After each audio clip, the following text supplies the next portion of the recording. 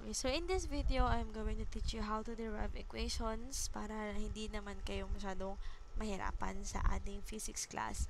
So, there are three variables here. Ipapresent ko sa inyo. This is A is equal to BC. A is equal to BC. And A is equal to B plus C. So, ang gagawin natin, we will be looking for C.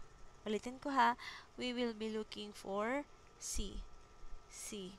C ang hahanapin natin for everything.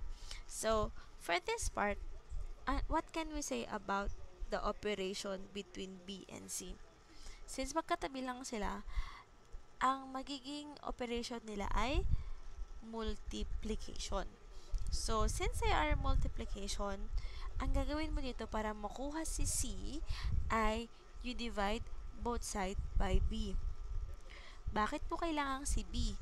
Kasi kailangan mag-isa ni C dito sa may kabila. Kailangan mo siyang iwan, si C. Kaya para maiwan, alisin mo si B. Okay? So, nung dinivide both sides mo na, you cancel that out. So, your C is equal to A over B. Nakuha ba natin si C?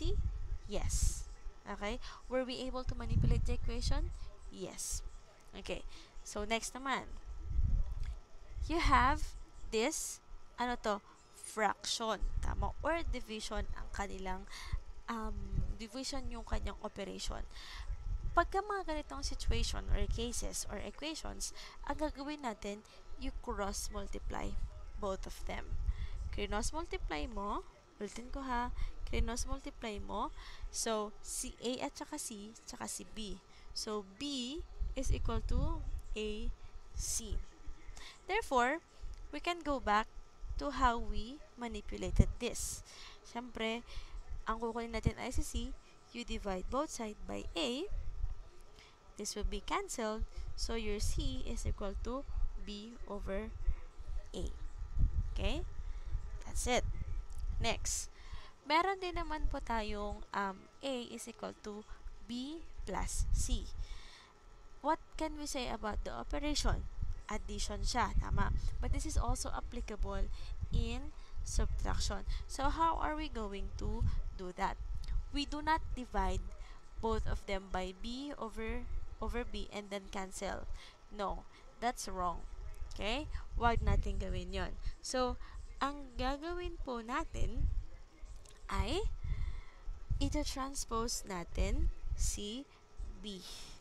Transpose natin si B. Bakit kailangan si B ay ito-transpose? Kasi nga, kailangan nating maiwan si C.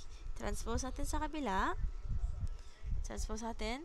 Pag transpose natin, maiibahan na po ang kanyang unit. Okay? A minus B equals C. Okay. Were we able to get C? Yes. Na-manipulate ba natin yung equation? Yes. Okay? So, that's how you manipulate equations. This will be your basis. This will be your, ito yung parang foundation niya.